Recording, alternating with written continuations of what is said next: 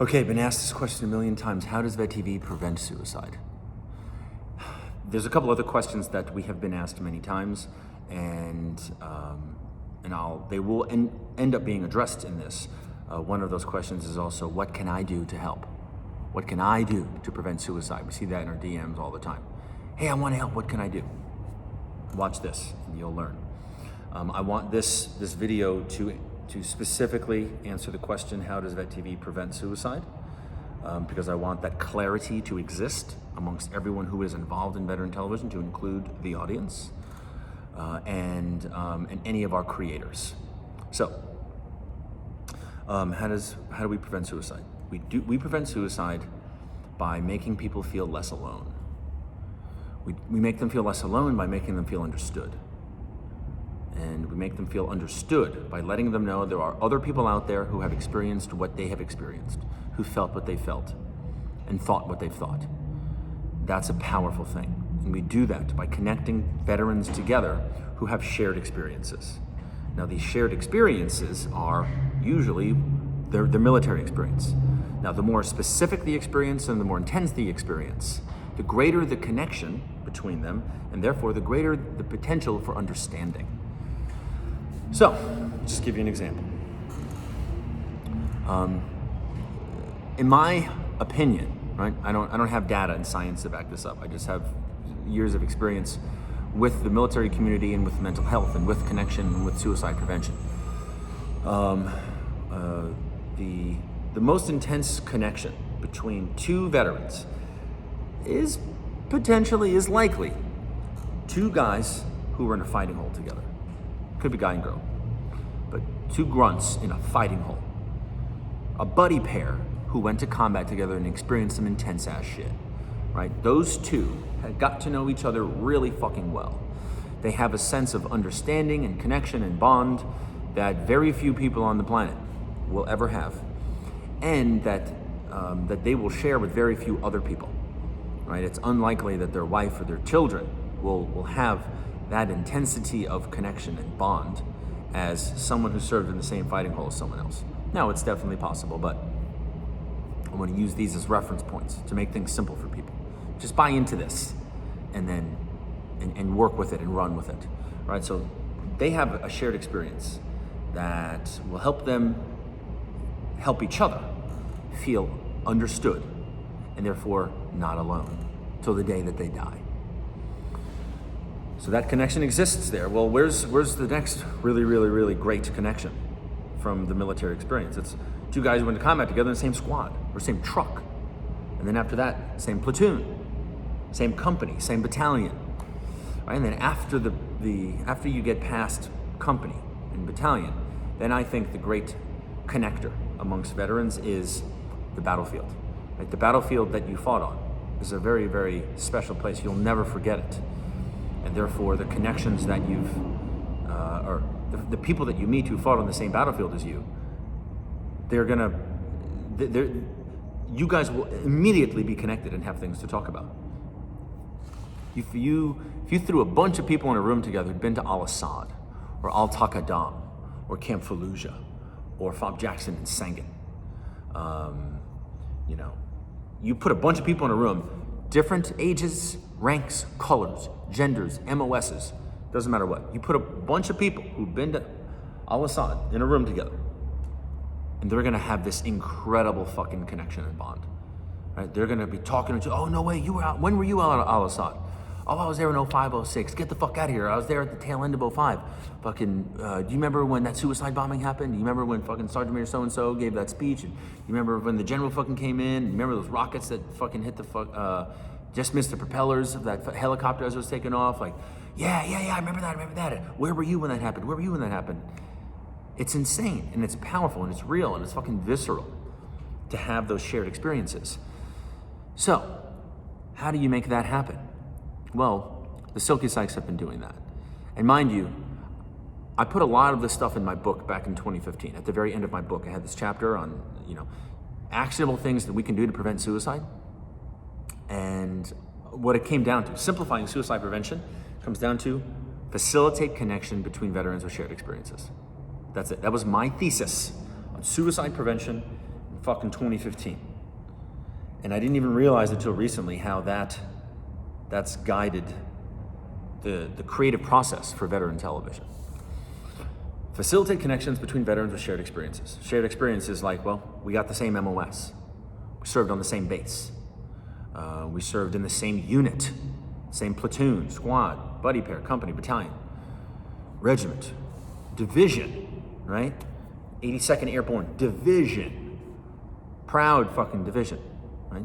Anyone who's served in that, you see an 82nd TAT out in town for the rest of your life, you're talking to them. You have to cash register at a fucking gas station. You see someone with an 82nd TAT in their fucking arm. Hey, when were you at the 82nd? Bam, connection. Those connections are powerful. Those connections literally save lives. If you want them to, if you allow them to, if you can embrace those connections and understand their value and importance, right? Even if you're doing fucking great, you see just an old man with an 82nd TAT on his arm. Hey, when were you in the 82nd? You start up a conversation, and then you get his email. Well, if he's old man, probably his home phone number, whatever. You give him a call a week later. If he's been thinking about suicide, he's a little bit less likely to fucking do it. Just because of your phone call. Just because you saw his tat and bam, connection. That's the fucking power here. And the power is within every single one of us. Anyone out there looking for purpose? I've seen that a lot. You get out of the military and no one's given you a purpose yet. First off, knock that shit off. No one's gonna give you purpose. You give it to yourself. That's just pathetic. You give yourself purpose, okay? No one told me to start a Reverend Warriors. No one told me to facilitate connections between people. I didn't apply for a job that told me to fucking do all this shit. No, I was like, this seems like a good idea. I'm gonna do it. This is my purpose. It's that simple. I'm doing this. Bam, I have purpose. Magic, okay? And so it's within everyone's power to do that. And I hope that everyone recognizes that, and takes advantage of leverages their own power. Because everyone has the power to say, hey, I'm hosting a party for all the veterans in my area. And you make the post on Facebook. Hey, any veterans around? We're gonna get together at fucking my favorite bar and we're gonna watch the sporting event. Now you have purpose. And then let's say only 3 people show up, right? Well, it's your purpose. It is your job, your mission to make sure that those 3 people have the time of their fucking life. That those 3 people leave your little get together at the bar fucking filled with fucking laughter and fucking smiles and love and understanding and stories and this belief that they got 3 new buddies now. That is now your job. You just gave yourself a job. Congratulations. You're employed now. Your salary, it's not very high because it's 0. But nevertheless, you employed yourself. You have that power, so do it. So now anyone can do that, can bring these people together. And you can facilitate connections between veterans of shared experiences by understanding their experiences. Hey, where were you from? Or, what was your branch of service? What was your MOS? What bases did you serve at? What battlefields did you fight on? Ask those questions to everyone. And then start making the connections. Oh yeah, this guy served at Al-Taqaddam. It wasn't at the same time, but he served there. So bam, there's something they can connect about. And then you just fucking make that conversation happen. Hey, yo, Jim, yo. This guy was at TQ too, dude. He's like, no way, really? Yeah, fucking come here, dude. Put the 2 of them together. They start talking, and then bam, you walk away and you do it to somebody else. I learned this from my mother. It's a conscious effort to find the connections. And it's as simple as asking those things. Branch, MOS, time served, units served in, bases stationed at, battlefields fought on. Right? Those things, right? So that information is incredibly important because it facilitates connections between veterans. And once you connect them, they feel understood. Oh yeah, you remember how fucking pissed off we were when this happened and when the rules of engagement changed? Remember how fucking frustrated we were? Bam. It's like, yeah, bro, I remember that. They remember each other's frustrations. They remember how each other feel. They understand each other's emotions. And they feel less alone. Wow. And all it took was just understanding a little bit of data. Where did you serve? What did you do? When did you serve? Right? So that's how veteran television shows work. Right? It's based on an MOS, usually. Okay, so this branch and this MOS, and this unit at this time. That's how the shows are organized, right? The Vet TV creative process. So for those of you trying to pitch stuff, for anyone who works with Vet TV, maybe we make everyone in Vet TV watch this shit, I don't know. But the creative process includes the things that we know to facilitate connections between veterans. The things that we know will help them feel more understood and less alone. And therefore, if they're feeling more understood and less alone, they are less likely to kill themselves. Now, they might still do it, but they're less likely to. And some people won't. Some people won't do it. And that means a life has been saved. And that can be done with any single individual person just saying, hey, yo, I'm gonna bring some people together at a bar. I'm gonna have some people together at my house. Yo, any veterans wanna go play basketball? Any veterans wanna go fucking throw the football, throw the baseball, join a fucking bowling league, whatever? If you guys, if your level of athleticism isn't exactly tip top anymore, do some let's go for fucking walks together, right? Let's go for hikes, hikes in the woods, or go to a Silkies hike, right? You lead the charge, hit up all of your fucking buddies and say, hey, let's go to a Silkies hike. They're all over the fucking country, so there's no excuse. The farthest you got to drive fucking, for some of you real fucking podunk folk, maybe 6 hours would be the longest drive for a Silkies hike, considering how many cities we're in all over the country. But they're there, the opportunities are there for you. So you bring people together to these hikes. And then what I hope we start doing at the hikes is we always have a fucking name tape. I did this at my comedy show, right? So I wrote my book, I had this thesis on how to facilitate a connection, started a nonprofit, I'm going to all of these events and I'm watching connections happen, right? This shit's happening naturally. And I'm helping facilitate it because I am my mother's son and this is what she taught me. I'm at all of these events all over the country, talking to veterans. Hey, fuck, where are you from? Blah, blah, blah, blah. Oh, no way, I met this dude over there. Where the fuck is he? I'm looking in this sea of fucking naked guys and oh, there he is. See the guy with his fucking balls hanging out? Yeah, him. He was at fucking Camp Fallujah 2. Or he was in 3-5 as well. Or he was in the fucking 82nd. Yeah, that guy right there. Hey, yo. Bam. Connect those guys, right? I'm doing it, and then I watch them. I watch them talk to each other. I watch their excitement build up, I watch a friendship grow in fucking 2 minutes. And I'm like, wow, that's powerful. And then I go do it again, and again, and again, and again. Do it all over the fucking country. And then, the next year, I started making videos. The videos then turned into, and I didn't apply any of this yet to those videos, but the videos then turned into, the ideas for veteran television. How is this gonna happen? And then on top of that, I started doing, hey Zach. And on top of that, I started doing a comedy show, a book tour, right? So I do a book tour. And now I'm doing stand-up comedies. And at my events, I would have name tags, and the name tags, they wouldn't have your name, it would have the base. Right? What bases did you serve at? What units did you serve in? What was your MOS? Battlefields fought on was a big one, right? Because two guys who fought on the same battlefield, like you're walking around, and if you see Al-Assad on someone's fucking name tag, that's gonna catch your eye more than Steve. You know what I mean? Right? You see fucking Sangin, Musa Kayla, Marja, Kandahar on someone's thing. That guy's been to Kandahar, and you're like, no, hey yo, when were you at Kandahar? 2009? No way, dude, I was there in fucking 2012. Fucking, what was it like for you? Oh yeah, I remember that. It was like this, and that. But this thing wasn't there anymore. Oh no way, that wasn't there anymore? What the fuck? Yeah, they blew it up.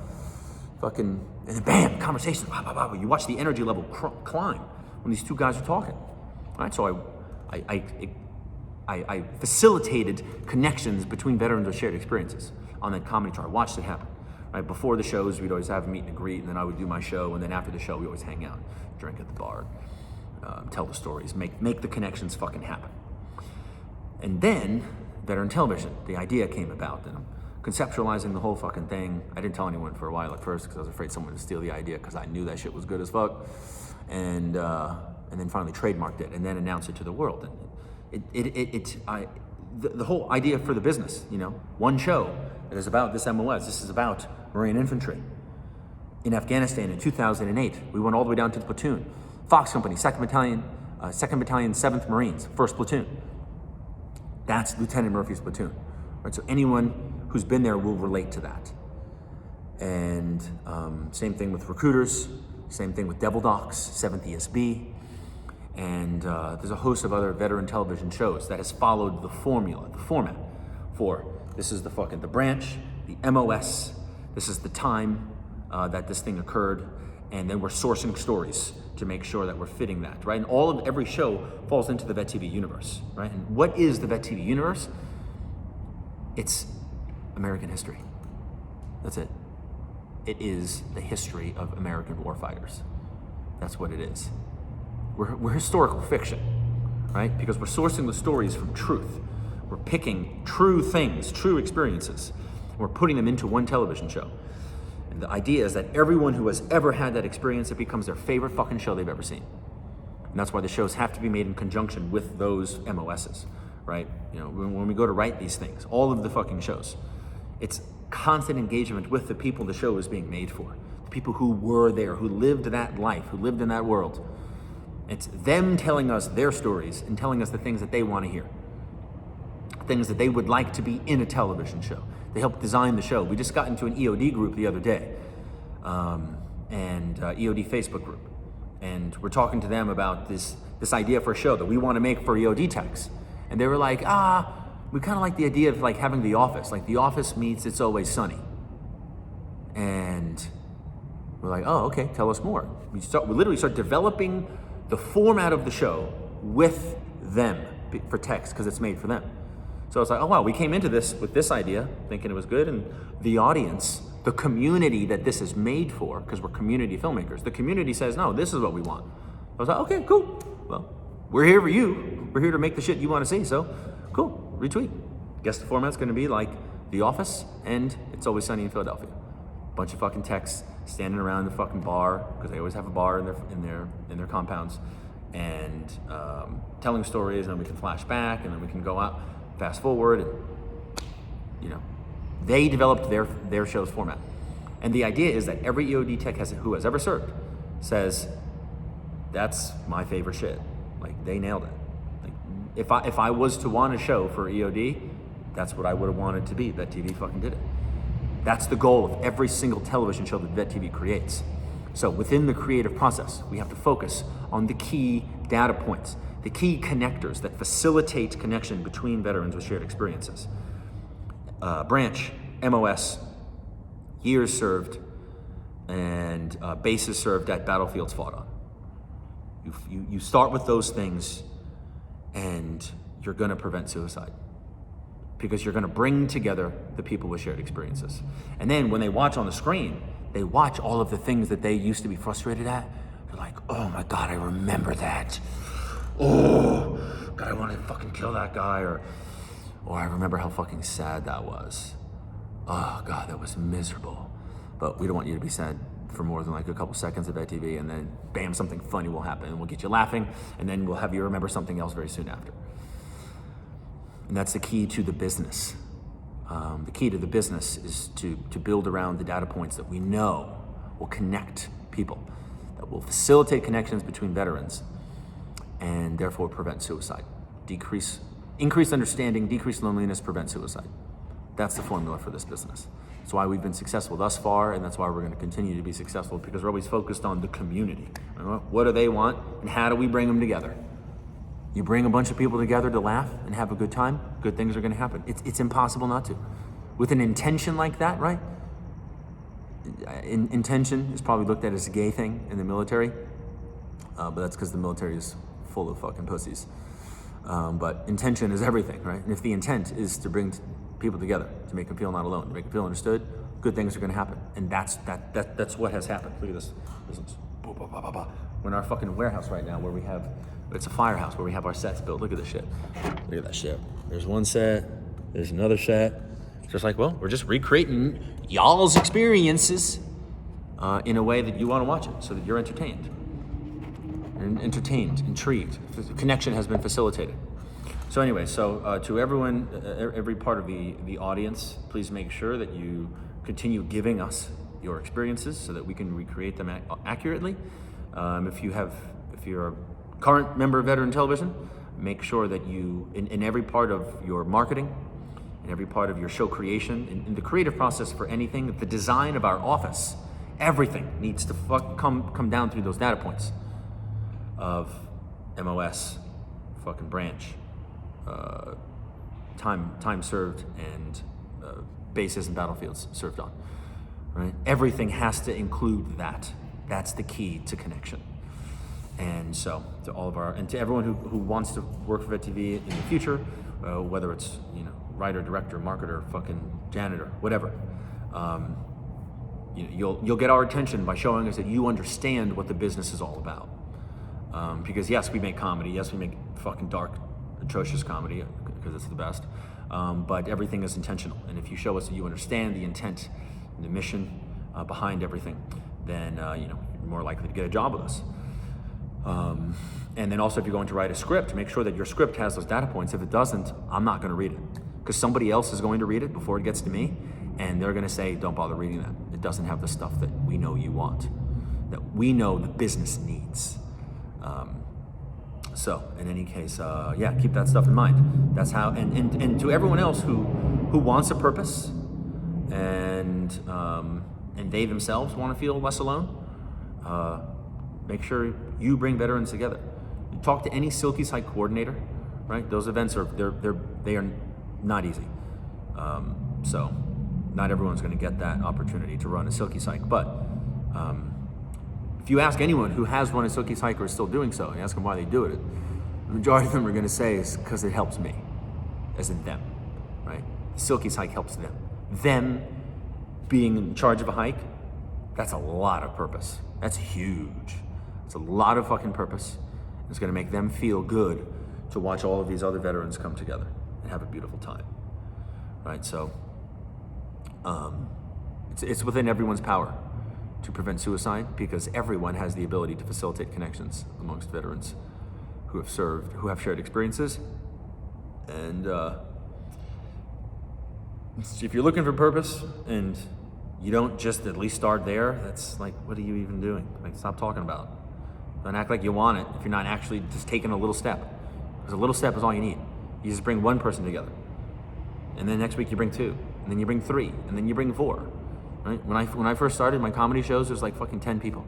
10, 15, 30, 50, 70, all the way up to 400. I think that's the biggest that I've done so far. And then Silky Sykes, they started small and they got I think the biggest one is like 700, 800, something like that, right? VetTV's shows are getting bigger. The size of the company is getting bigger. I have 21 full-time staff now, several thousand contractors. But everyone has to start somewhere. So just start, just take an action. You know what actions are good. We just talked about a bunch of fucking good actions right now. So just take some of the fucking actions. And then take another one, and then another one, and you become addicted to the action. You get a little dopamine hit every time you take the action. Every time you take the action and feel a little bit of success, like, oh, that worked. Bam, dopamine. Psh, oh, that felt good. Oh, we'll do it again. Set another goal, another goal, another goal. Next thing you know, you got all these millions of little goals, millions of dopamine hits. Next thing you know, you feel better. You don't want to fucking kill yourself. Because you gave yourself fucking 16 goals today. You hit fucking 8 of them. 8 hits of dopamine. You're not going to blow your brains out with 8 hits of dopamine on any given day. Fuck no. Now, you don't put anything in, you set nothing in front of yourself. You're not opening the door for any dopamine. And, well then, hopefully you can afford veteran television. Just watch that, get a couple shots of dopamine there, and then text some buddies, and your buddies start texting you back, and they're making you laugh, and dopamine. And then fucking, your squad's fucking talking and shit. You got a squad chat going again, and everything is funny. Dopamine. Then you're like, yo, let's go to a Silky Site, and you show up at a Silky Site, and dopamine overload. And then now you got a bunch of friends. You got a community, right? And that's what all this stuff does. It builds community. That's what everything we do. That is our vision. Our vision statement is we will bring the military community together with laughter. Bring the community together. Community building. It's the core of everything that we need as veterans leaving the community that the government created for us. But like I said, fuck the government. Fuck them. We can do this without them. That's the point of all this shit. So, I feel good, 24 minutes. That's pretty solid, right? Hopefully this was valuable to a lot of you. And I think I gotta act pretty soon, so I might get called up. Show about our main, some of our biggest characters, Lieutenant Murphy, Jessica Squibb from Devil Docs, and then Cortez from The Shop. They're all in therapy. And we're using all of our understanding of mental health and of how to improve mental health and how therapy works. And we're incorporating hilarious characters with actual therapy, and it's fucking hysterical and it's genius. It's written and directed by Greg Kelly. He did The Shop 2, Checkpoint Charlie 1 and 2, and he's acted in fucking everything. You've seen him all over veteran television. He's one of my best friends since college. He's not even a vet, and he's doing all this shit for y'all motherfuckers, so make sure you say thank you to him. You see him on social media, because he's been bringing the veteran community together for fucking years now, since the beginning of Vet TV. So make sure you guys give love to all the Vet TV creators, because that is what they do. They facilitate connections between veterans with every show that they make. Okay, I think that's good. Send some thoughts in the comments and reach out, text people that you've served with, because it does save lives, literally. How? Hopefully you can answer that in the comments, because I said it like 16 times and shit. All right, peace and love.